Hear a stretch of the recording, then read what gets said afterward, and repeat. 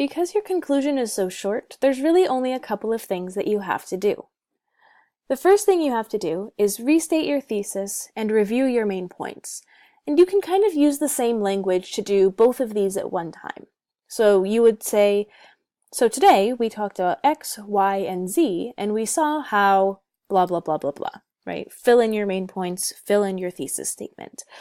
This is a really good way to remind your audience of what you've talked about, and it's another way to make sure that your message sticks in the mind of your audience as well. Then you should use some kind of concluding device. There's lots of different concluding devices that we can use. Some are more persuasive than others. For example, concluding with a challenge tends to be a little bit more persuasive.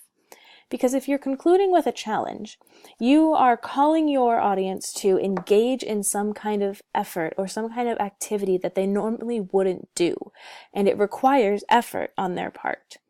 So you're kind of asking your audience to go out of their way, in a sense. So you're persuading them to do something they wouldn't do before. If you conclude with a quotation, you're kind of leaving your audience with greater ideas, with grander ideas, and trying to make them feel a little bit inspired, perhaps. Maybe you end with a quote by Mark Twain or J.K. Rowling or something of that nature, but it leaves the audience with words from people who are greater than yourself. This one tends to be a little bit more informative. Concluding with a summary can be really useful if you had a particularly complex topic. It just kind of extends the review of the main points and is really useful if you gave a 30-minute talk about something. Right? Really helps your message to stick in the mind of your audience, generally used for informative speeches. You can also conclude by visualizing, and this one can be either informative or persuasive. When you are visualizing, you're simply drawing a mental picture of what the world looks like with your plan's topic in place, or with your speech's topic in place. So for example, if you gave a speech about some new technology that exists in the world, you might draw us a picture in the conclusion of what the world looks like with your new technology in place. If you're doing a persuasive speech, you might tell us what the world looks like if we all take the action that you want us to take. So visualization can be a really powerful tool in the conclusion. We could also conclude with an appeal to action.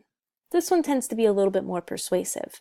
And this is where the speaker is asking the audience to engage in a specific behavior, and you're asking them to do or to think in a very specific way. Oftentimes it's an immediate call to action, where you are asking your audience to sign a petition or to donate money or something else, right, to the representative. So if you're appealing to action, you're asking your audience to do something right now. Very persuasive. You could also potentially end your speech by concluding with inspiration. If you're using this method, you are simply trying to stir someone's emotions in a specific manner. This one can be either informative or persuasive. If you conclude with advice, you're telling your audience some way that they could improve their life based on your speech's topic. And you should really only give advice if you are an expert in the field, but hopefully you've done enough research to where you're kind of a quasi-expert, and you can give this advice to your audience so that their lives are bettered because of your speech. You could also conclude by proposing a solution. Generally speaking, you only offer a solution if some kind of problem is discussed within the speech. But you probably want to stop and think about whether or not you should devote an entire main point to talking about the solution, rather than trying to cram it into the conclusion. Because oftentimes solutions are a lot more complex than we give them credit for, and it would take a lot more time to talk about a potential solution than the conclusion would allow us to do. You could also potentially conclude with a question. And this is a rhetorical question that forces the audience to ponder something. It forces their minds to think about your topic and to think about the way that your topic might change the world or might affect them personally, right? It kind of leaves the audience with some space to imagine a world beyond your speech and to really put themselves into the speech. You could also conclude with a reference to the specific audience. And so this is where you're spelling out the direct benefits that a behavior or thought change has for these specific audience members. Always trying to answer that question of what is in this for me.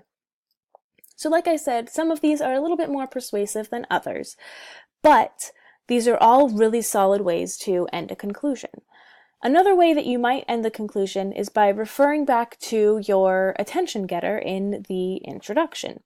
For example, I once had a student who gave a speech about anorexia and depression, and she started off by talking about this girl that she knew at school who suffered from anorexia because she had mental abuse at home, and her parents were always teasing her for being overweight, and she was teased at school and all of these things. She told this story in the introduction, and she went through the whole speech talking about eating disorders and all of that. And then she got to the conclusion and said, "Remember my friend that I talked about in my introduction? That friend was me." And it was this moment where everyone could just kind of feel their hearts sink in their bodies. And it was kind of this mic drop moment for the speaker. She was able to walk off the stage, kind of just stunning her audience. And that was a really effective conclusion. So honestly, my favorite type of conclusion is the one where you do refer back to some kind of anecdote that you told in the introduction. It makes a speech seem really nice and full circle.